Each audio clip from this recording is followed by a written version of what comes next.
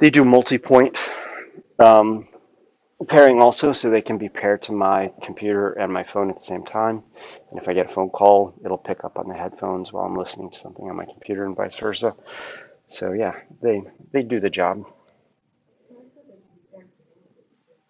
Yeah, you can't pair them to three things, but you can pair them to two things at once. Yeah. So um, yeah, so we had finished up talking about the North American and South American birds and how they respond differently to predators because the way in which they're investing in offspring varies in the two areas, and that is correlated, of course, with the probability of survival to the next year of the adult. So all these things influence kind of whether you're going to respond to a nest predator versus a predator that feeds on adult birds. If you are investing a lot in reproduction of your babies, you're going to respond more carefully to potential nest predators than if you are investing less in reproduction because you're going to survive to the next year, in which case you would respond more pronouncedly to predators that feed on you rather than feeding on your reproductive effort. So as we've seen, it seems like we just keep coming up against this repeatedly. Organisms have the ability to assess their investment, assess their environment, and they are able to make decisions about how to behave in ways that maximize their fitness. So continuing with this idea of cost-benefit analysis, there's the issue that we have to think about, and we'll think about this more in the next chapter, actually. Um, Variation in sex ratio in natural populations can be quite large sometimes. What I always pick the dead marker to start with.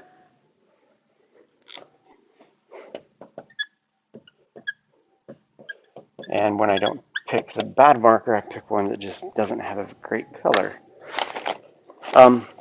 So in a given population, you can have sex ratios that vary a lot.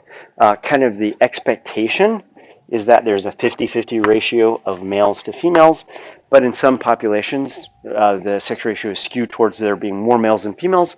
In other populations, it's skewed towards there being more females than males. So when we look at kind of the benefits and costs of providing parental care,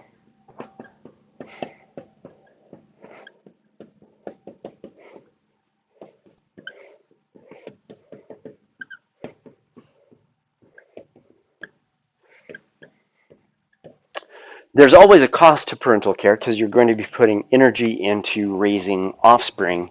And so then the cost, one of the potential costs is if by providing parental care to your current reproductive effort, you might lose the opportunity to gain matings from other individuals. And so one of the potential costs is you lose out.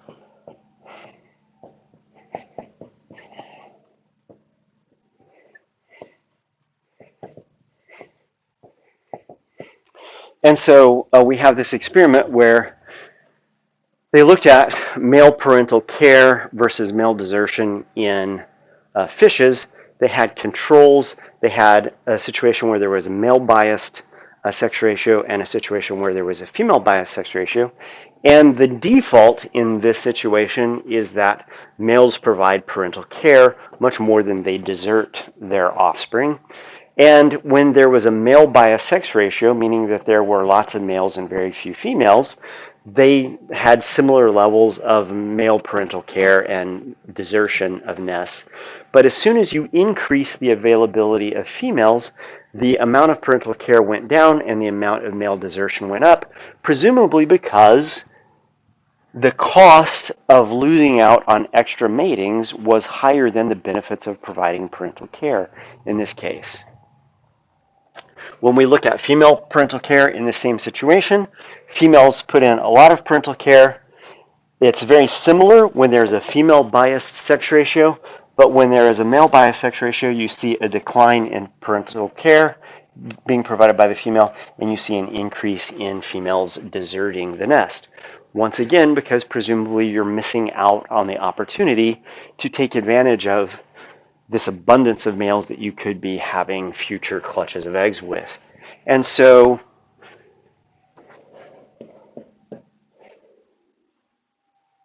when you are the rarer sex, you basically have kind of more power in this situation. In this case, if you are the rarer sex, because the bias is towards females, there are a lot more males out there to mate with, and so you have them to choose from, essentially. And so the population can change over time. So if you're a researcher and you go out and you examine a fish population in 1 year, if that happens to be a fish population that's male biased, you might actually see less parental care being provided by males. You may come back the next year and see males providing more parental care simply because the sex ratio changed from 1 year to another.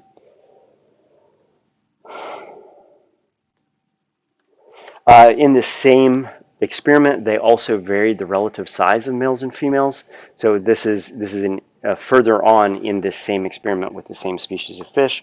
They varied the size, and because smaller males bring fewer benefits to biparental care, you generally found that smaller males tended to desert more often, simply because the benefit of providing parental care by a small male is less, and so small males gain more by essentially deserting and then going off and finding another mate.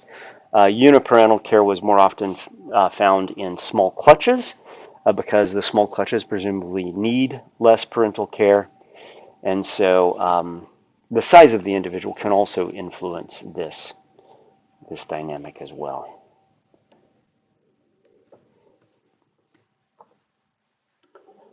So, as we think about parental care, we can start to shift our attention more from the providers of the parental care to the beneficiaries of parental care, i.e. the offspring.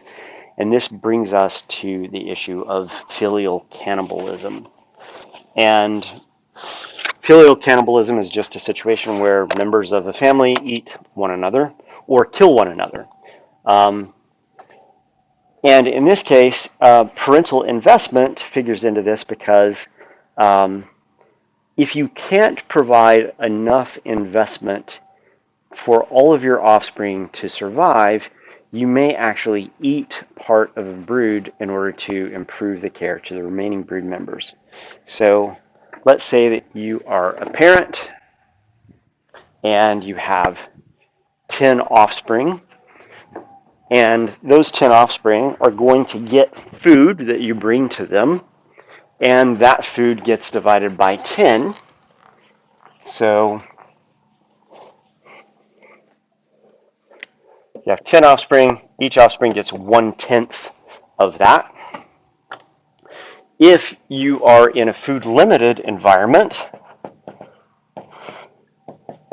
and 1/10 of the food that you can bring them isn't enough for any of these individuals to survive, you could reduce that brood to 5 by killing and eating 5 of them. Two things happen. You, the parent, now have more resources, but now the food is divided up among 5 individuals, so each individual is going to be getting more of the food supplies that you can give them. And if this, passes the threshold for survival, then you have basically you've basically transitioned from, producing no viable offspring to producing 5 viable offspring in this case. And so we do see parents doing this. In some cases, resources can be so low that you don't have the resources to raise any of the offspring, in which case a parent might consume that brood entirely and put that energy into a future reproductive effort that will have higher success simply because the environment changes from the first attempt to the second attempt.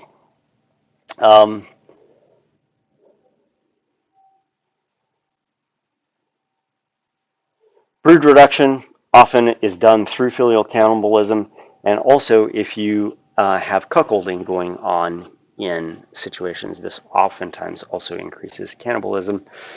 The reason cuckoldry increases filial cannibalism is if you don't think those siblings are yours, there's actually nothing to prevent you from killing and eating those offspring simply because they're not carrying your genes.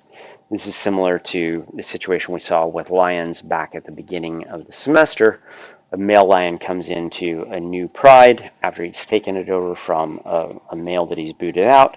The first thing that he does is he kills all of the offspring, and that actually doesn't cost him anything because none of those offspring are his genetic progeny. So there's no relatedness there. As it turns out, you can take these species where people have looked at this and you can supplement food. And one of the things that happens when you supplement food is that the rates of filial cannibalism go down. So this is definitely a response to resource limitation. And when resources are limited, parental care becomes more problematic because you just might not have the resources that you need to care for all or some of the brood that you have.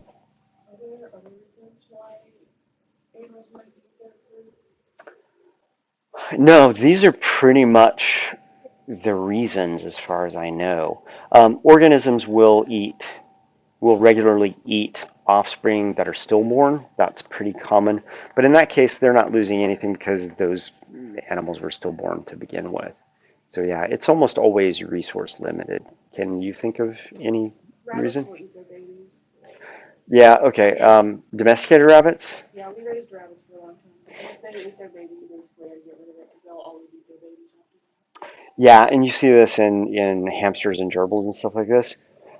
Generally, oftentimes domesticated species, the domesticated branches of species that occur out in nature will oftentimes express behavior that doesn't necessarily make sense, possibly due to changes that have undergone during the domestication process. It's always fun and interesting to think about our pets when we think about animal behavior, but it's problematic because the fact that they're our pets has led to a bunch of correlated changes in all sorts of things. Have I ever told you guys about the fox experiment in Russia? Okay, famous fox experiment. Let's see if we can find some stuff on it on the web. This is not an irrelevant story. It's very relevant to the point that you bring up. But it's a fascinating story, and it's a story that, quite frankly, we should teach more often.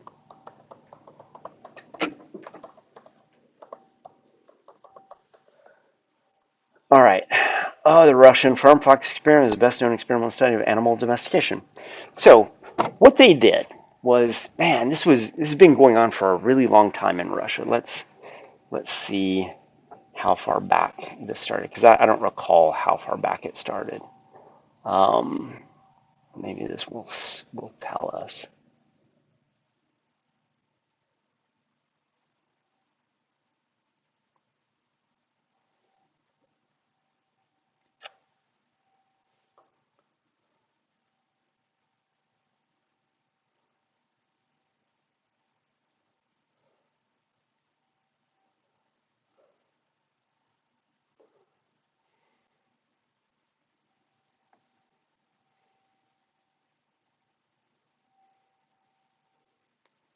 Well, doggone it. I don't remember when it got started, but it was a long time ago, maybe back in the 1930s or 40s. And what they did was they caught a bunch of foxes and they brought them to this farm, put them in kennels, and they would go up to the fox. And if the fox approached you in a kind of accepting, friendly sort of way, you're put in a pile of foxes that then got to breed. And if a fox approached you aggressively, they did not get to breed and ultimately became stoles and things like this. And generation after generation, with each new generation, they would go to the new generation of foxes.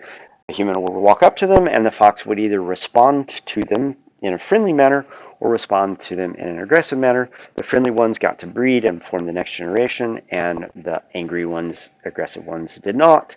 And they did this over and over and over again.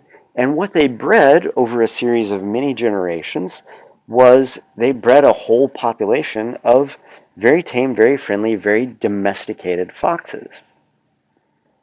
in terms of their behavior when a strange human walks up to them for the first time. But what also changed was their body shape changed, the size of their skull changed, the proportions of the ears changed, they developed floppy ears, the relative size of the eyes changed. All of these other morphological traits changed, even though the researchers weren't selecting for any of those characteristics. The only thing the researchers were selecting for was, are you friendly? Friendly, you get to breed. Not friendly, you go to the fur factory. And so one of the fascinating things about this experiment is that the act of domestication changes not only the behaviors that we want to have in a domesticated animal, but it also changes all these other characteristics of their phenotype that weren't even the object of selection to begin with. And so, yeah, I'm not sure why rabbits kill their babies, but it may just be because human beings messed with them. And so, yeah, cats. Cats do all sorts of weird things. And you have to ask yourself, are all those weird things due to cats being weird, or is it just a byproduct of the fact that cats have been domesticated by humans, and when we changed them into a species that is more prone to domestication, it also changed then all these other factors of their behavior. Um, there are similar studies that have been done on dog domestication, looking at dog vocalizations. The barks of a domestic dog that they retain into adulthood are vocalizations that are generally found only in juvenile individuals of populations of wolves and coyotes and things like that. And so one of the hypotheses about dog vocalizations is that one of the things that domestication has done is kind of encourage the retention of juvenile traits in the adult, such that dogs aren't as capable. Domesticated dogs are not as capable of doing adult vocalizations because that's been correlated with other factors that have been valuable in the process of domestication. Um, so it's a good question to ask, but this is why it's probably unwise to do behavioral studies on species that have undergone domestication, is because they won't necessarily behave as they would in nature in many cases. Is there a way that they choose like who to eat, like their offspring? Yeah, oftentimes they will choose to eat those that are less likely to survive. Obviously, the whole point of engaging in filial cannibalism is you increase the chances of the remaining offspring to survive to fledging or adulthood or whatever. And so, yeah, you should expect parents to choose. Oftentimes, so for example, in birds, seldom do birds lay an entire clutch of eggs all at once, and they talk about this in the book. And here in a couple of examples, in a few minutes, we're going to see this. You'll lay an egg, and then a couple of days later, you lay another egg, and then a couple of days later, you lay another egg. The first egg gets unlimited amounts of parental care, gets all the parental care that there is. The second egg is now 2 days behind the first egg. That first egg is a bigger offspring, therefore it probably gets more of the parental care once there are two chicks in the nest. The smaller one gets less parental care because it's simply smaller, it can't compete as well, head's not up as high, etc., etc. And if one of those is going to be killed and eaten, it's most likely going to be the smaller, later arriving one than the one that came first.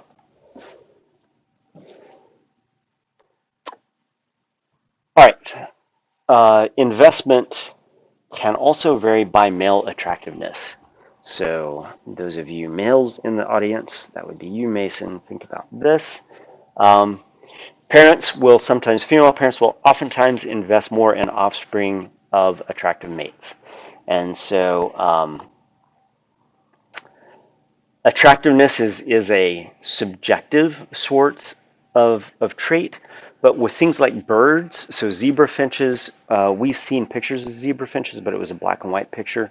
But when you look at zebra finches, you find that they're very colorful. They have banding patterns on them. They have patches of brown feathers, et cetera, et cetera. One of the ways in which we determine whether or not a bird is attractive is by looking at the vibrancy of color patterns, the clarity, the sharpness of those color patterns, and in some cases it might be the level of elaboration of secondary sexual characteristics like long tails and things like this. But when we can, kind of have a more objective measure of what an attractive male or female looks like, one of the things that we often see is that the other parent puts in more parental effort. This has been found in zebra finches, has been found in mallard ducks, where a female mallard duck that is mated to a more attractive mallard male will produce larger eggs. Ducks are really wily because ducks are also one of the groups that can exercise what we refer to as cryptic sexual selection, where they mate with multiple males. They store the sperm and they only let the sperm of certain males fertilize the eggs. So there's this cryptic female choice that goes on in ducks. Female ducks have a very elaborate urogenital tract that allows them to do this. Peacocks will actually produce more eggs if they mate with a male that has a longer, more elaborate tail. And so regardless of how you measure what an attractive mate looks like, you see the other mate either producing more parental effort, or in the case of ducks and peacocks rather, either more eggs or larger eggs as a result of who you have mated with. So there is this issue, and where sexual conflict comes from is there is this issue of who's going to stay and care for the offspring. And so trying to figure this out, John Maynard Smith is a British ecologist who has done a lot of work in game theory. He proposed a game theoretical approach to doing this. And so what I want to do is I want to go through this with you. This is perhaps one of the most difficult things that I've seen students in the past struggle with from this chapter. So I want to take time to go through this in detail. So there is a figure in your book. There's this table that I'm about to draw is in the book. But what I want to do is I want to go through and show you how it would get built. So Mason, don't turn over to the table because I want us to build it up from scratch. I just saw you turn to that table. Yeah, no, that's fine. So we have the behavior of the female and we have the behavior of the male. And the female can either provide parental care or the female can desert. And the male can either provide parental care or the male can desert. Is it desert with one E or two E's? It's one E. Did I spell it right on the thing? Okay, all right. So we have these kind of 4 blocks. But within this framework, there are payoffs to the female and the male in each of these situations. And so we can divide this block up even further.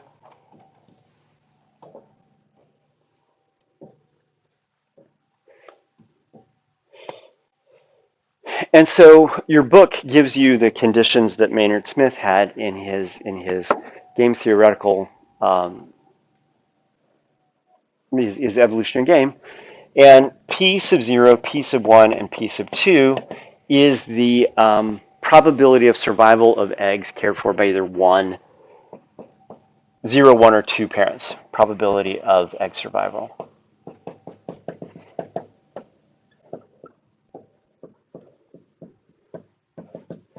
So one way to think of this is if the females care and the males care, the probability of an egg surviving is P sub 2 because both parents are providing parental care. If the male cares but the female deserts, the probability of survival of eggs is P sub 1. If the female cares and the male deserts, the probability of egg survival is P sub 1. And if both of them desert, then the probability of egg survival is P sub 0. So this is one way to kind of get started of thinking about what variables go into determining reproductive success. And the number of eggs produced by the female are also going to accrue to the reproductive success of the male. So now we can think about the female can produce either the number of eggs, a number of eggs if she deserts,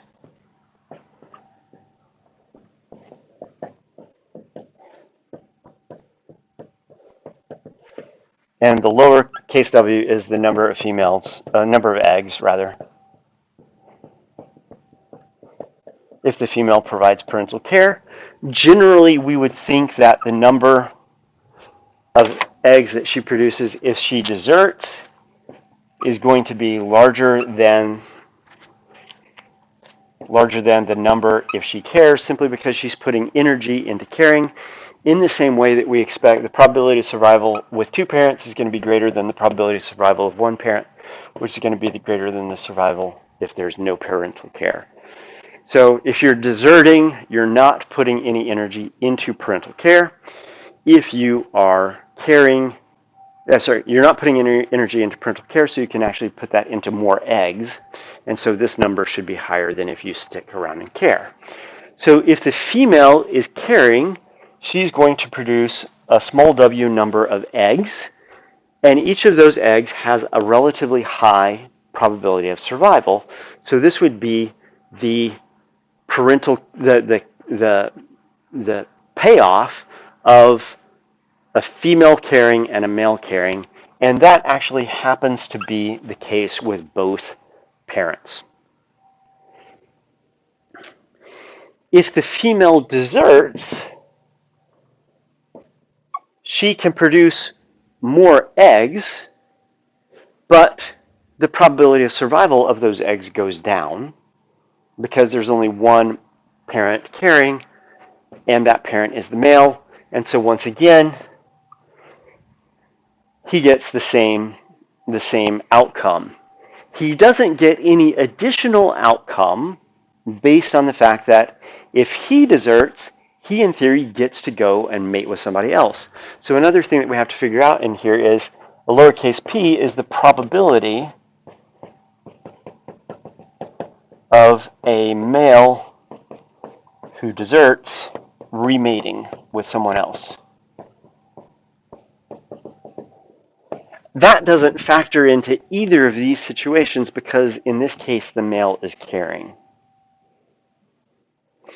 If the female cares and the male deserts, her egg output is small w.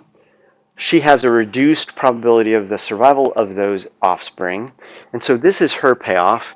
And in a sense, the male also gets that payoff, but he also gets some additional payoff because if he's deserting, he's already reproduced once, but he can also go off and try and reproduce again with a probability of p. And so the payoff to the male of sticking the female with the parental care and you flying away is you get the reproductive output of the female as well as an additional potential reproductive output because you can go off and mate again somewhere. In a similar way, if both of these both individuals desert, you get the number of eggs because in this case the female is deserting. So she's producing more eggs, but she has a much lower probability of survival of those offspring. The male gets that reproduction, but he also gets the benefit of going off and remating.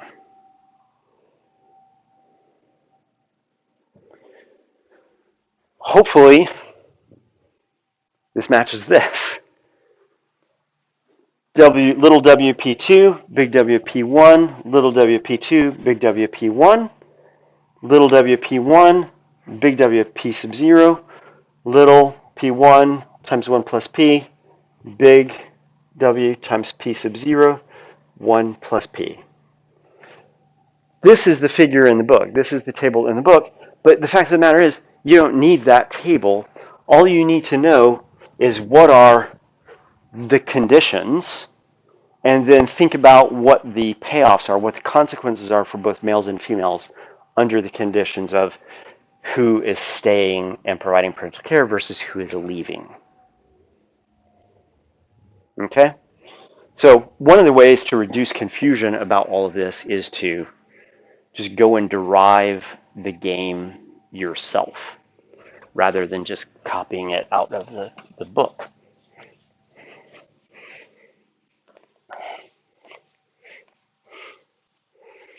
So P sub 2 is always greater than P sub 1, it's always greater than P sub 0. The lowercase p is dependent on the environment.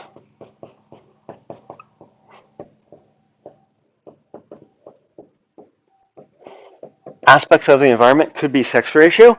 If there is a female bias sex ratio,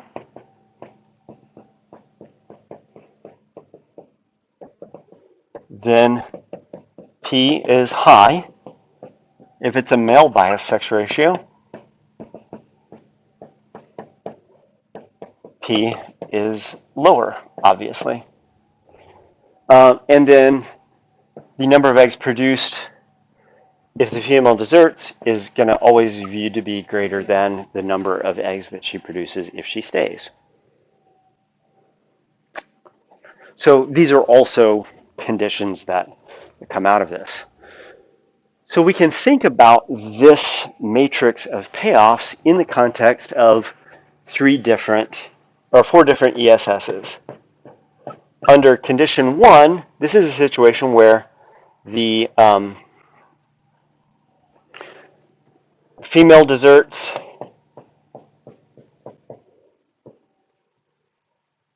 is it 2 S's or 1 S? Man, now I'm just confused. And the male deserts. So both desert. So under these conditions, what has to be true? Well, if the female is deserting and the male is deserting, these are the payoffs to the male and the female. The payoff to the female is big W P sub 0, and the payoff to the male is big W P sub 0 times 1 plus P. For this to happen, these payoffs have to be greater than the payoff to the female if she stays and cares. Well, where is the payoff to the female if she stays and cares and the male deserts? It's the female caring and the male deserting. It's little w P sub 1.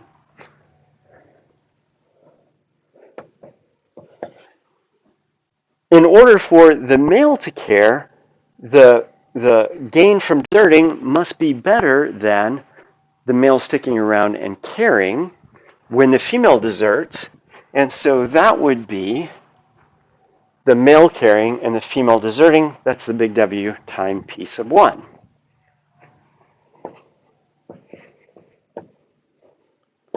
Now, this big W cancels out, so really this is just all about probability of survival of the offspring. And so what we should see is this is from your book. If both desert, it requires big W times P sub 0 is greater than little w times P sub 1, or the female will care. So this has to be true, otherwise the female cares. For the male, P sub 0 times 1 plus P has to be greater than P sub 1. Otherwise, the male will stay and care. If P sub 1 is greater than this, then it pays for him to stay and care. Which means that either the probability of survival with no parental care must be relatively high, or the probability of finding another mate must be relatively high, relative to the probability of survival of the offspring with one parent caring. So one of the things about this, as we've said before, one of the advantages of doing something like thinking about something in terms of game theory is it helps you to pay attention to what's important.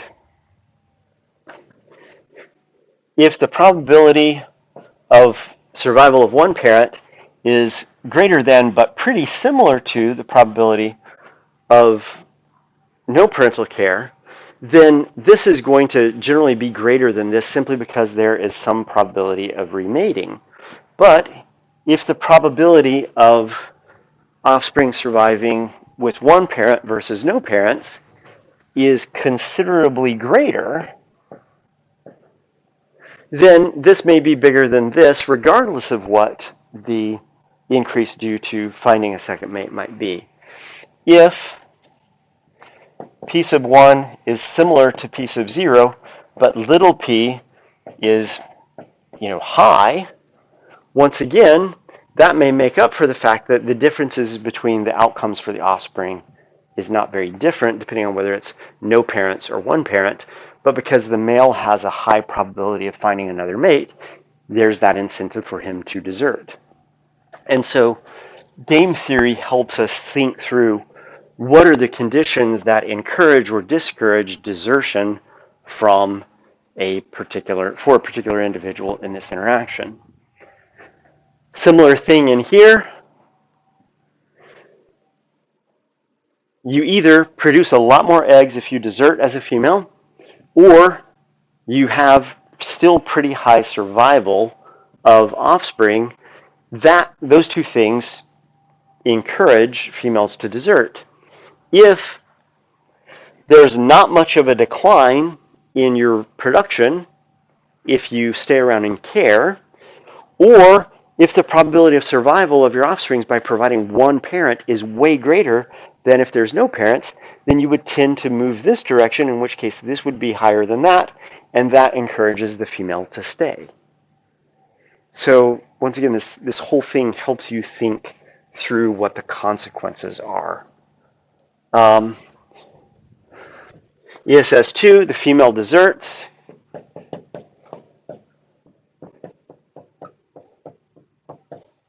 And the male cares. Well, what happens if the female deserts? Well, if the female deserts and the male cares, her payoff is big W times p sub 1.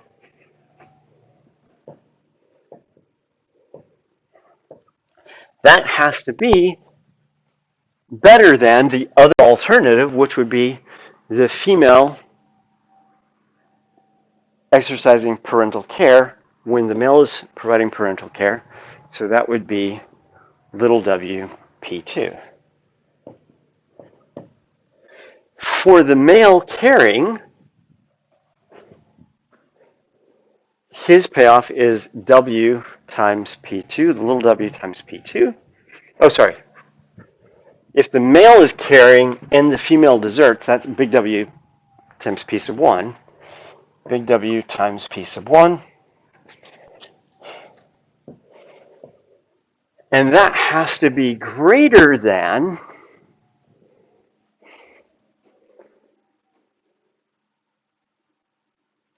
wait, is that right? Oh, then if he deserts. So if he deserts, that means he would be deserting and the female would be deserting. So this would be W times p sub 0 times 1 plus p. W times p sub 0 times 1 plus p. Once again, in this case, the W's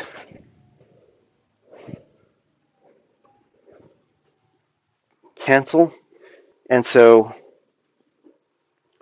the probability of the survival with one parent has to be much greater than the probability of survival of no parents combined with the probability of finding another mate.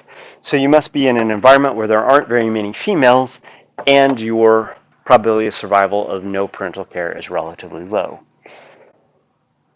Which kind of makes sense. If you can't find another mate, and if abandoning your offspring means that they're going to die, you should stay in care. If this is not greater than that, and if this is not greater than that, once again, otherwise, the female cares. Otherwise, the male deserts.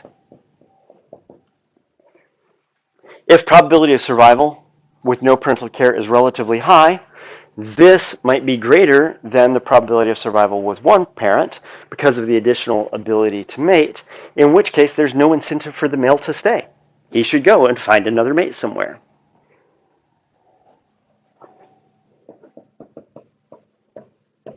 ESS3 is when the female cares and the male deserts. So what happens if the female cares and the male deserts? She gets little w times p sub 1, and that has to be greater than the female deserting when the male deserts. So this has to be greater than big W p sub 0. Is that what we found from the book? Little w times p sub 1 is greater than big W times p sub 0. Once again, we're saying, what's the payoff for the female if she cares and the male deserts versus if she deserts while the male deserts? In a similar way, what's the payoff if the male deserts and the female cares? Payoff for the male if the male deserts and the female cares is little w times p sub 1, 1 plus p. That has to be greater than if the male cares and the female is caring, which would be the situation if he cares, in which case this is little w times p sub 2, which is this box up here. Once again, in this case for the male, what happens to the little w?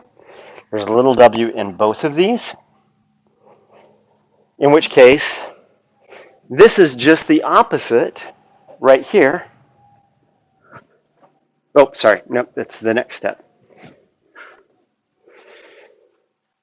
Probability of survival of the single offspring or the single parent care must be pretty high in order for this to be higher than that, or the combination of that and a pretty good chance of surviving must be higher than that.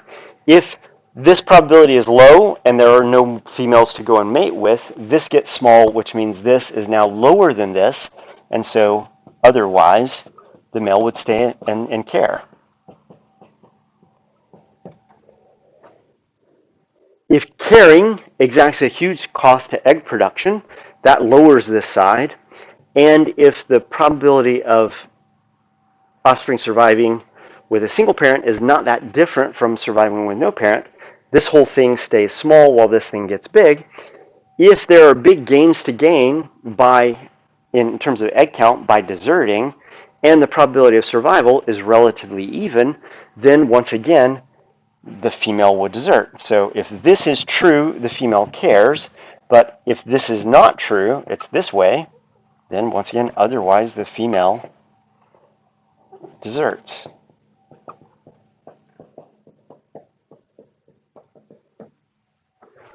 Okay? The last one you should be able to work through on your own. I don't really have much space. ESS 4 is the female cares and the male cares. Well, in that case, the payoff for males and females caring is little w times p sub 2, little w times p sub 2. These things have to be greater than if the female deserts, the male stays and cares. Female deserts and the male stays and cares. That's big W P1. And in this case, it would be the male deserting while the female cares, male deserting while the female cares. This is little w times p sub 1 times 1 plus p. Once again, the little w's go away. So now you see this is exactly the flip side of this. So for females to stay in care, they must produce a decent number of eggs and have a really high probability of survival. If those things are not true, then this becomes bigger than this, and the female should desert. In the same way, the probability of survival has to be high enough that it offsets the probability of survival of only one parent plus the probability of finding another mate. Otherwise, this becomes bigger than that, and the male should desert. If this is bigger than that, we're over here, and the male deserts. Okay, so they're related to one another, and it shouldn't be any surprise that the male shouldn't be any surprise that these things are related to one another. So that is how you build the game, and then you go through all the possibilities of all the scenarios. No parental care, monoparental care where the female provides it, monoparental care where the male provides it, and biparental care where both of them are providing care. Your book mentions that Maynard Smith's game has a flaw. What is the flaw?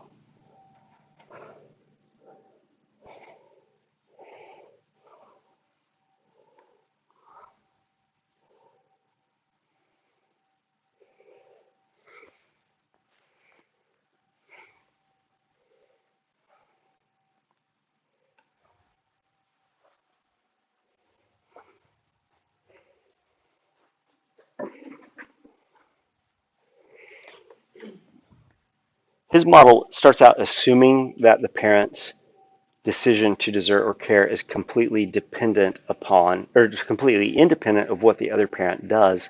But what do we find when we explore the consequences? If a female deserts, what does that do to the male's decision about whether he cares or deserts? Yeah, he has to decide whether it's worth it, but that decision might actually be dependent upon, for example, what is the difference between the probability of the offspring surviving with no parental care versus with monoparental care. So in this way, the decision by the male and the female aren't really independent of one another because that decision affects this thing up here. What are the probabilities of survival under no parental care, monoparental care, or biparental care? What's the other thing that is not in this model?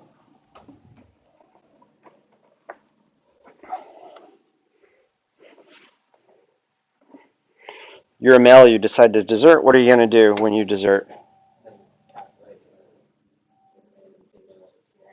Yeah. Where do these females appear? In Maynard Smith's model, presumably, there's a supply of females, and the probability of the male mating doesn't have anything to do with that supply. If, on the other hand, sex ratios are biased, then the supply of females isn't just this random female dropping out of the sky. And so you also have to think about what the conditions are in the population that these males and females are interacting in. And the model has been refined over the years since it came out in 1977 to account for the supply of females.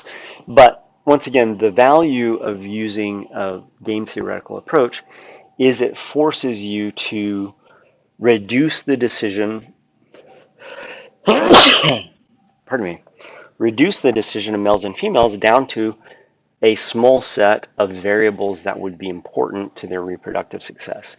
So what's important in this is the cost of reproduction of providing parental care versus not providing parental care to female egg production, the probabilities of survival depending on the type of parental care that is being given, and the probability of a male being able to find another mate.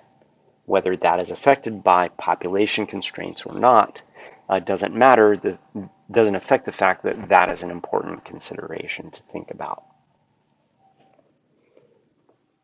So, how much should a parent care? One way of assessing this is to remove one of the parents and see what happens. what happens generally when you have a pair of organisms that are exhibiting biparental care and you pull one of the parents out of that situation.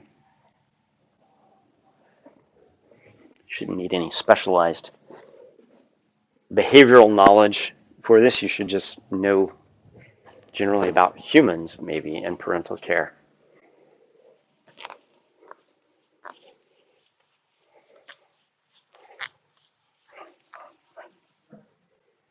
Yeah, and so if you go from biparental care to uniparental care because your other care provider dies or is removed by some researcher, what the other parent has to do is they have to compensate.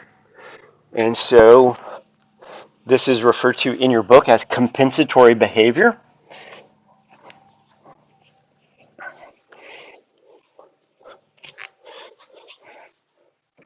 If you are in a pair of birds and you're providing biparental care, and under this biparental care, you are providing your offspring with 40 visits per day in terms of food. That means that presumably 20 visits are provided by the male and 20 visits are provided by the female. If a researcher comes along and gets rid of the male, what does the female have to do?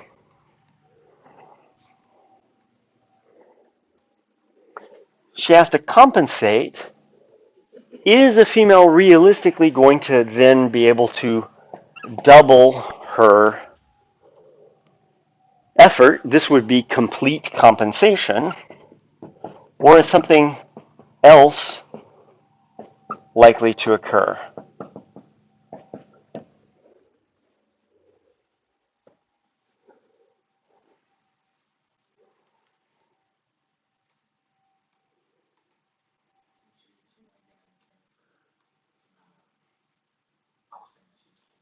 Yeah, oftentimes there are going to be time constraints on the female. The more visits she has to make to go out and get food to bring back to the offspring, the longer those offspring are at the nest, chirping, chirping, chirping, advertising to predators where they are, et cetera, et cetera. So often what happens in practice is that the female, the remaining caregiver, doesn't provide complete compensation. The um, the remaining partner might only provide 30 visits, which this would be incomplete or partial compensation. Now, what that means is that these individuals might take longer to get to fledgling size. It might mean that not the full group of offspring survives to fledging or reproductive age or whatever, because while the female was dividing the task between her and the male, when the male is gone, she might not be able to do everything she needs to do in order to get up to the level at which they were provisioning the offspring before the male was gone. And so what happens is the level of effort of the remaining caregiver has to go up, but it might not go up to the level that it was when there were two parents providing parental care to the offspring. What this means in practice, though, in biparental care is there can be conflict, because if you don't have a researcher coming along and removing the other the other caregiver, you might assume that 20 visits are done by the male and 20 visits are done by the female.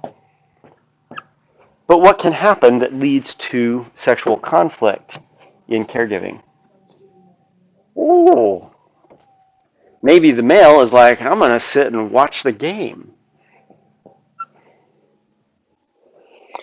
In this case, the male is reducing their effort. What would you expect the response of the female to be? They would have to increase their effort more. They have the choice of complete compensation, where even though the male is reducing parental care, the female increases parental care such that you're still getting the same amount of parental care. But of course, what is more likely to happen?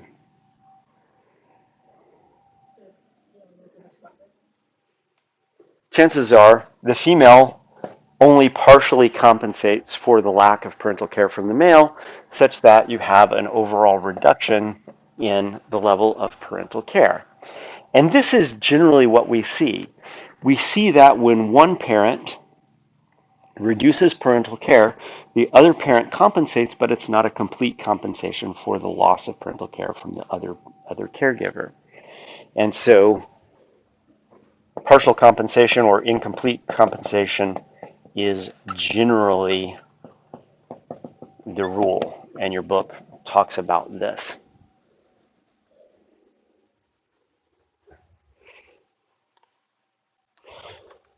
So this can be modeled, like everything can be modeled, and what these graphs basically do is it basically relates how much effort the female is putting in and how the male responds to that, and how much the effort of the male puts in and how the female responds to that in terms of the female's best effort. So you can actually take, if the female is doing a certain level of effort, what is the male's best effort going to be? In this case, when the female is putting out very little effort, the male has to put out a lot of effort. As the female produces more effort, the male can produce less effort, which is why these lines generally slope downwards. But the specifics of the slope is important. In a case where, when the female puts out a certain amount of effort, and the male is going to put this effort out in combination, you end up with this particular solution to the problem. How much effort is the female putting out, and how much effort should the male put out as a result of that? So now the male is putting out this much effort, so you can ask, well, if the male is putting out this much effort, how much effort should the female put out? Which takes you to this point. Now the female is putting out this much effort, so the male then is going to put out this much effort. Now the male is putting out this much effort, so the female should put out this much effort. So over time, there's a kind of an iterative solution to how much effort should each member of the caregiving team put out. It starts there, it goes to there, it goes to there, then it goes to there, until it eventually converges right here on a stable solution.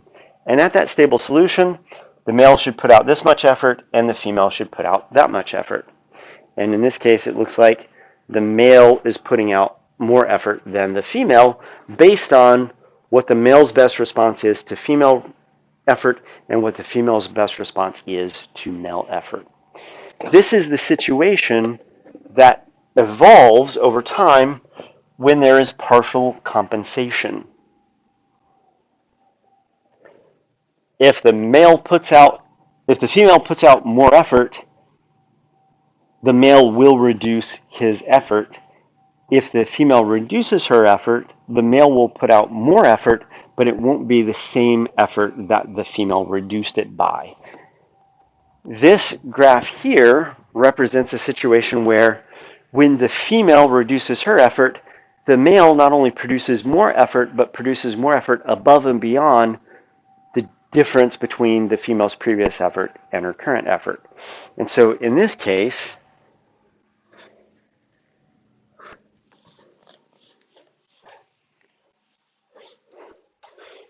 if the female goes from effort 1 to female effort 2, and female effort 1 was greater than female effort 2, the male that was producing effort at one level increases his effort, but increases his effort to a much greater level than the amount that it was reduced by the female.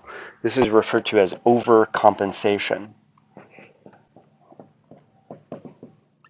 If you have a situation where there's overcompensation, these lines are flipped. At low levels of female effort, the male puts out a ton of effort. At low efforts from the male, the female puts out a ton of effort. In these cases, if we start at the same place, what we see is that the effort of the female,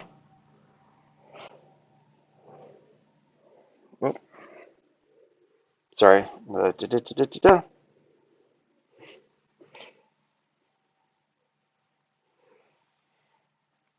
effort of the female results in a certain amount of effort in the male. That results in actually the male overcompensating, providing more effort than is actually necessary. As a result, the female reduces her effort. When she reduces her effort, that encourages even more overcompensation by the male until finally it's the male that is producing all of the effort. And so overcompensation tends to result in monoparental care. And depending on where you start and what the details of this are, it will either end up with the male providing parental care or the female providing parental care, depending on what your starting point was. Rather than converging on biparental care, you end up with either one form or another of monoparental care.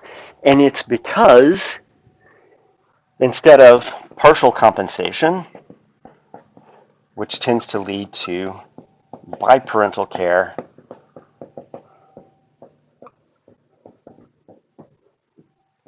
overcompensation tends towards uniparental care.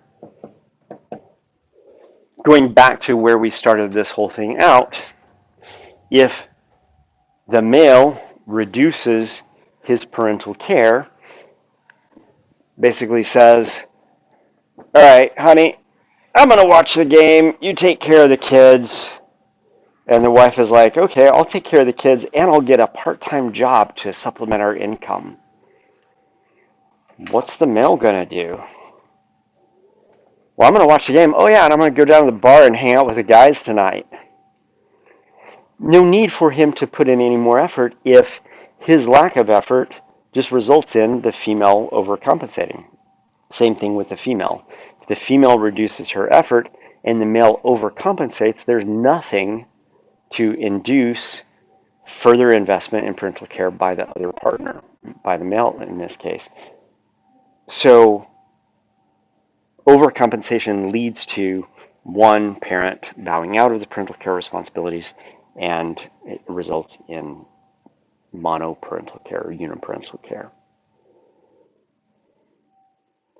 And there are situations where we see overcompensation, and your book talks about that, and we'll talk about that briefly at the beginning of class on Friday.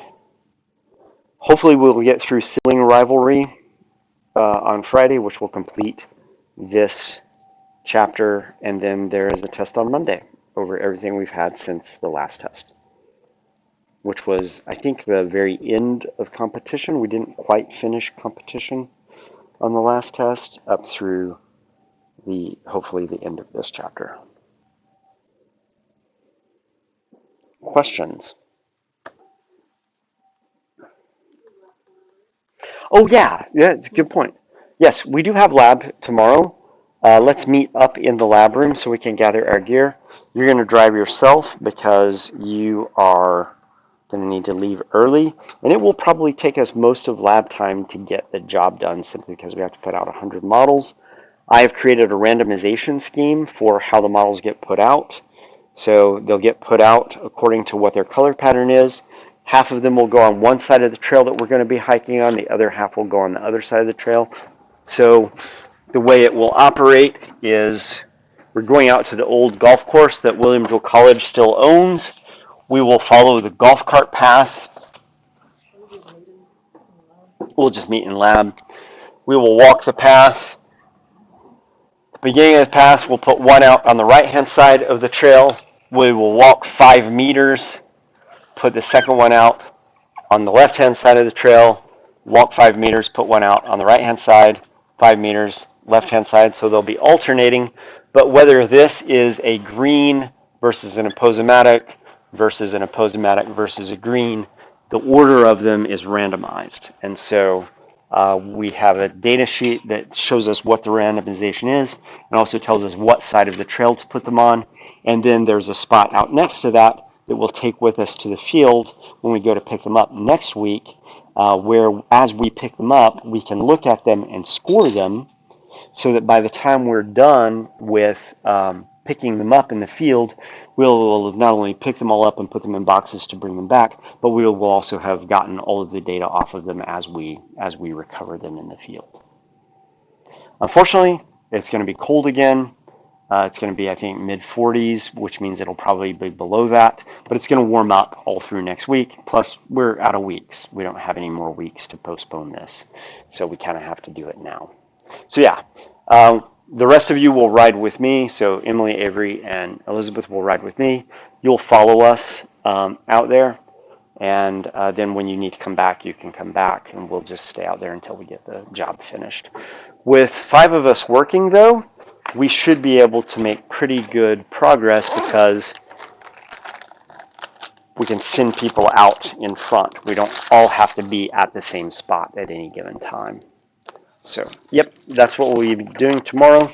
So definitely show up on time so that we can gather our stuff and be gone.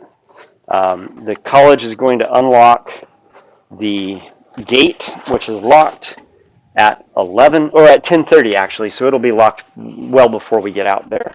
So all we should have to do is drive out and get it done and drive back. All right. See you tomorrow.